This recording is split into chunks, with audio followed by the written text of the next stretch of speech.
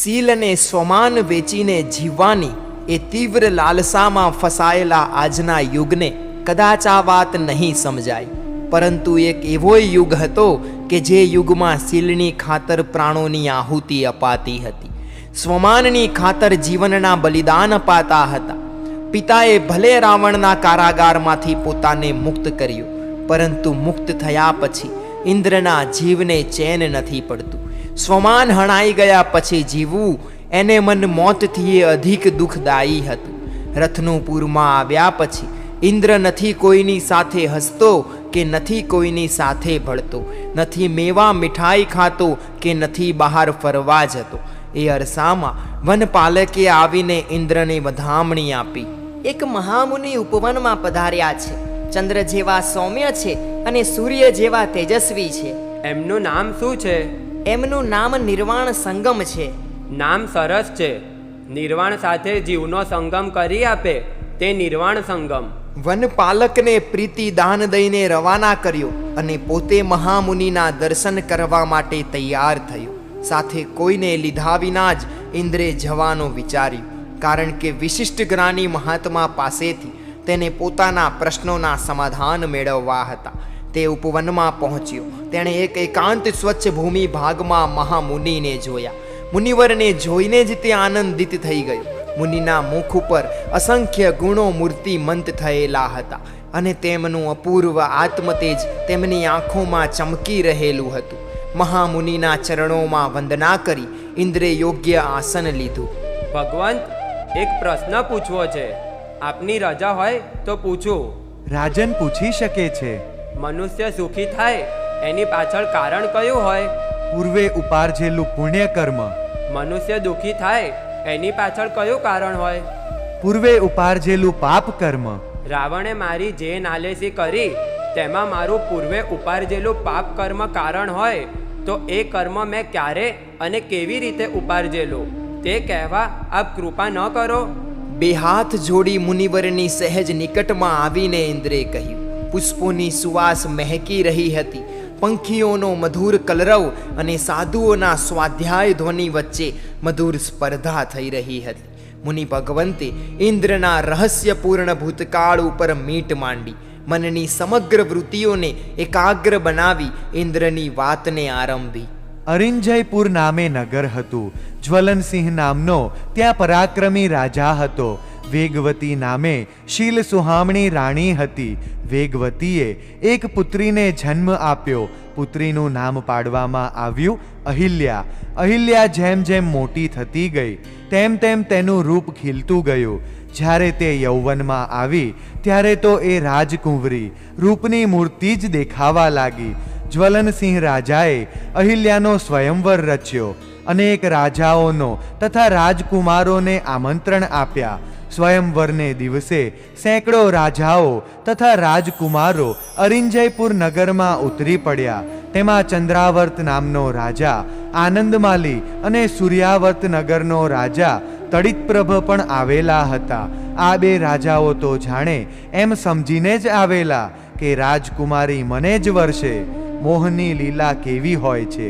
મોહની લીલા એવી હોય છે કે જીવને તે ઊંધી સમજમાં ભરમાવે છે અને અંતે દુઃખના ખાડામાં પટકે છે.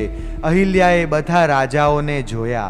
તેણે ચંદ્રાવર્ત નગરના રાજા આનંદમાલીના ગળામાં વરમાળા આરોપી, પરંતુ એ જોઈને સૂર્યાવર્તનો રાજા તડિતપ્રભ સમસમી ઉઠ્યો.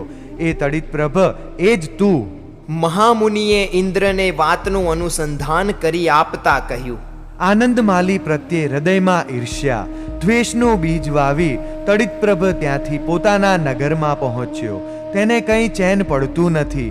ક્યાંથી પડે? જ્યાં સુધી હૃદયમાં ઈર્ષ્યાની આગ સળગતી રહે ત્યાં સુધી ચેન અનુભવી શકે જ નહીં. બેચેન જ રહ્યા કરે. એ બેચેની લોહી અને માંસનું ભક્ષણ કરનારી હોય છે. અર્થાત ઈર્ષાળુ મનુષ્ય દિન પ્રતિદિન સુકાતો જાય છે. એટલું જ નહીં, બલકે ઈર્ષ્યાળુ મનુષ્યનું મન તો એટલું બધું ક્રૂર બનતું જાય છે કે જેની કોઈ સીમા રહેતી નથી.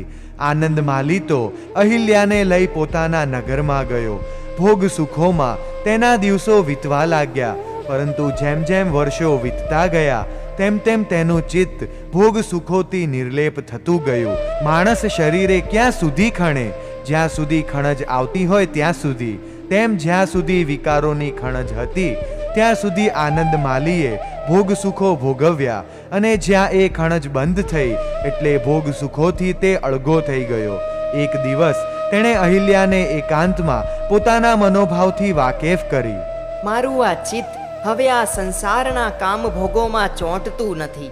અહિલ્યા પર પોતાના શબ્દોની સી અસર પડે છે તે જોવા તેણે અહિલ્યાના મુખ સામે જોયું, પરંતુ એ સત્વશીલ સન્નારીના મુખ પર કોઈ દુઃખ કે કોઈ ગ્લાનિની અસર ન દેખાઈ. મને તો એમ થાય છે કે આ સંસારનો ત્યાગ કરી પરમાત્મા જિનેશ્વર દેવના ચારિત્ર માર્ગે ચાલ્યો જાઉં. તમે શું ઈચ્છો છો? સ્વામી, તમારો મનોરથ શુભ છે, તમારી ભાવના ઉત્તમ છે, અને એ જ ક્ષત્રિય રાજાઓની પરંપરામાં ચાલી આવતી રીત છે કે ભોગ સુખોથી વિરક્ત બની જીવનના અવશિષ્ટ વર્ષો સાધુતામાં વિતાવવા. પણ તમને દુઃખ... મને કદાચ દુઃખ થાય તો તે મારા સ્વાર્થનું, સ્વામી, બાકી એ થાય એમ નથી, કારણ કે મારું ચિત્ત પણ ભોગોમાંથી વિરક્ત બનતું જાય છે. અલબત્ત તમારો દીર્ઘકાળનો સંયોગ તૂટે છે તેટલું દુઃખ જરૂર છે, પરંતુ તમારા મહાન કાર્યમાં મારા એ દુઃખનો પથ્થર વચ્ચે નહીં નાખું, તમારા સંયમ માર્ગની આડે નહીં આવું. ખરેખર તમે જીન શાસનના મર્મને ઓળખ્યો છે દેવી. તે છતાં હું હતભાગી છું કે તમારા માર્ગે હું આવી શકું એમ નથી. નાના બાળકોને મૂકી નીકળી શકવાનું મન ના પાડે છે, મોહ નડે છે, બાકી બાળકોને સંભાળનારું ભાગ્ય તો છે જ. બસ આનંદ માલીનો માર્ગ સરળ થઈ ગયો. શુભ દિવસે અને શુભ મુહૂર્તે તેણે સંસારનો ત્યાગ કરી મોટા ભાઈ કલ્યાણ ગુણધર મહામુનિ પાસે સંયમનો સ્વીકાર કર્યો. સંયમ સ્વીકારી મોટા ભાઈ સાથે ત્યાંથી વિહાર કરી ગયા. ઇન્દ્ર આનંદ માલીએ દીક્ષા લઈને અપૂર્વ તપ, ત્યાગ અને જ્ઞાન ધ્યાન આદર્યા. વિચરતા વિચરતા એક દિવસ કલ્યાણ ગુણધર મુનિવરની સાથે આનંદ માલી મુનિ રથાવર્ત પર્વત પર પધાર્યા. ત્યાં તડિત પ્રભે એટલે કે તે આનંદ માલી મુનિને જોયા. જોતા જ અહિલ્યાનો સ્વયંવર આંખ સામે તરવરી ઉઠ્યો. દ્વેષના, ક્રોધના તણખા ઝરવા લાગ્યા. તેનું ચિત્ત ધૂંધવાઈ ઉઠ્યું. ધ્યાન દશામાં ઊભેલા આનંદ માલી મુનિ પાસે તે પહોંચી ગયો. મહામુનિને દોરડાથી બાંધ્યા. મુનિ તો ન હાલે કે ન ચાલે, એ તો એમના ધ્યાનમાં લીન હતા. ઉશ્કેરાયેલા તડિત પ્રભે મુનિને બાંધીને મારવા માંડ્યા. વેર યાદ કરી કરીને મારવા માંડ્યા. મુનિ સમભાવે સહન કરતા રહ્યા, પરંતુ મોટા ભાઈ કલ્યાણ ગુણધર શ્રમણપતિ તડિત પ્રભની આ દુષ્ટતા જોઈને ધમધમી ઉઠ્યા. કલ્યાણ ગુણધર મહામુનિની પાસે તેજો લેશ્યાની શક્તિ હતી. તેમણે તરત જ તડિત પ્રભ ઉપર તેજો લેશ્યા મૂકી. જેમ વીજળી ઝાડ પર પડે અને ઝાડ બળીને રાખ થઈ જાય. તડિત પ્રભની સાથે જ તેની પત્ની સત્યશ્રી હતી. તડિત પ્રભને સાધુની વિટંબણા ન કરવા માટે તેણે વારંવાર વિનવ્યો હતો, પરંતુ તડિત પ્રભ ન માન્યો. જ્યાં તેજો લેશ્યા છૂટી અને તડિત પ્રભના અંગમાં પ્રવેશી ત્યાં સત્યશ્રીએ કારમી ચીસ પાડી. ચોધાર આંસુ પાડતી તે કલ્યાણ ગુણધર મુનિના ચરણોમાં પડી કાકલુદી કરવા લાગી. પોતાના પતિને તેજો લેશ્યાથી મુક્ત કરવા વિનવવા લાગી. મુનિ તો કરુણાના સાગર. સત્યશ્રીનો કરુણ કલ્પાંત જોઈ તરત જ તેજો લેશ્યા પાછી ખેંચી.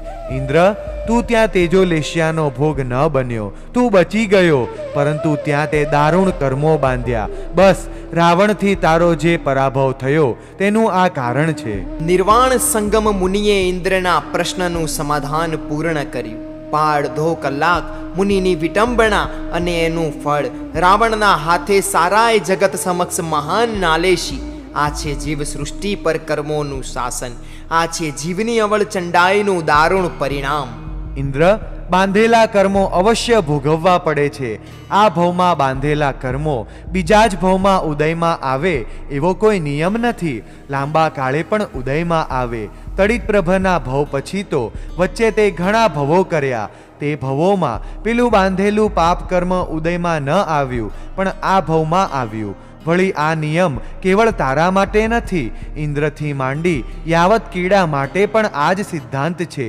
સંસારની સ્થિતિ જ એવી છે, જ્યાં સુધી આત્મા કર્મ પરવશ છે ત્યાં સુધી આ સ્થિતિનો અંત આવતો નથી. માટે આ જીવનમાં જો કોઈ મહાન પુરુષાર્થ કરવા જેવો હોય તે કર્મોના બંધનો તોડવા માટે જ કરવા જેવો છે. ઇન્દ્રનું વજ્ર જેવું હૃદય ત્યારે કમળ જેવું કોમળ બની ગયું. પોતાના પૂર્વ ભવનું વર્ણન સાંભળીને ઇન્દ્રનો આત્મા કંપી ઉઠ્યો. બાહ્ય જગતમાંથી નીકળી તે આત્માના આંતર પ્રદેશમાં પ્રવેશ્યું. મહામુનિના શબ્દોએ રાગ દ્વેષની પ્રબળ ગ્રંથિઓને ભેદી નાખી. તેણે સારાય જીવન દરમિયાન નહીં કરેલા સદવિચારો ત્યારે તેના મનમાં ઉઠવા લાગ્યા. મહામુનિના ચરણોમાં વંદના કરી અને અશ્રુભીની આંખે તે નગર તરફ પાછો વળ્યો. તેનું ચિત્ત પરસ્પર વિરોધી વિચારોમાં અટવાઈ ગયું. મુનિ ભગવંતની સચોટ દેશનાથી કર્તવ્ય પરાયણ બનેલું ચિત્ત કહે છે કે ઇન્દ્ર, હવે આત્માને કર્મોના બંધનોમાંથી મુક્ત કરવાનો સંગ્રામ ખેલી લે. એમાં જ તારું પરાક્રમ દાખવ. અને આદિકાલીન કુસંસ્કારોથી વાસિત બનેલું ચિત્ત કહે છે કે ઇન્દ્ર, તું શું સાધુ થવાના મનોરથો કરે છે? રાવણથી એકવાર તારો પરાજય થયો એટલામાં તું હતાશ થઈ જાય છે.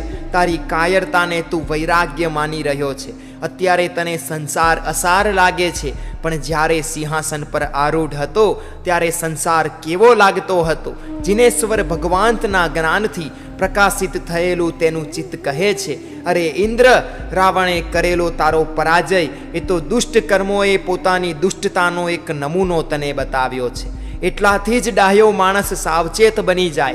વળી માની લે કે ફરીથી તે રાવણ પર વિજય મેળવ્યો. તે વિજય શું કાયમી છે? એ વિજય પણ કર્મોની જ ભેટ છે. કર્મોએ અપાવેલો પરાજય જેમ ભયાનક છે, તેમ કર્મોએ અપાવેલો વિજય પણ ભયંકર છે. માટે તો વાલી રાજાએ વિજય પણ ફગાવી દીધો હતો. રાવણનો પરાજય કરવો તે સરળ છે, પણ કર્મોનો પરાજય કરવો તે જ દુષ્કર છે. અને દુષ્કર કાર્ય સિદ્ધ કરનાર મહાન પરાક્રમી ગણાય છે. ઇન્દ્રના ચિત્તમાં સાત્વિક વિચારોનો વિજય થયો. તેણે જ્ઞાન દ્રષ્ટિથી સમસ્ત સંસારને માપી લીધો. જે સંસારને પોતાની મલિન વૃત્તિઓને પોષવાનું સાધન બનાવ્યું, તે સંસારને હવે પોતાની પવિત્ર વૃત્તિઓને પોષવાનું સાધન બનાવ્યું. જે સંસારના વિષયોમાં તેણે નિત્યતાનો ખ્યાલ બાંધ્યો હતો, તેમાં અનિત્યતાનું ભાન કર્યું. જે સંસારમાં શરણ બુદ્ધિ હતી, તેમાં નરી અશરણતા તેણે નિહાળી. જે સંસારના સગા સંબંધીઓને મોહપરવશ બની પોતાના માનતો હતો, તેમાં અન્યત્વપણાનો પારકાપણાનો ભાવ જાગૃત કર્યો. પોતાની જાતને રાગના બંધનમાં જકડીને હું તમારો છું એમ સંસારને જાતનું સમર્પણ કર્યું. અને ત્યાં તો એ ગુડહમનો પવિત્ર મંત્ર ગુંજતો કરી દીધો. જે જીવાત્માઓ પ્રત્યે દ્વેષનો અગ્નિ પ્રગટાવ્યો હતો, તેમના પ્રત્યે શુભ મૈત્રી ભાવનું ઝરણું વહેતું કરી દીધું.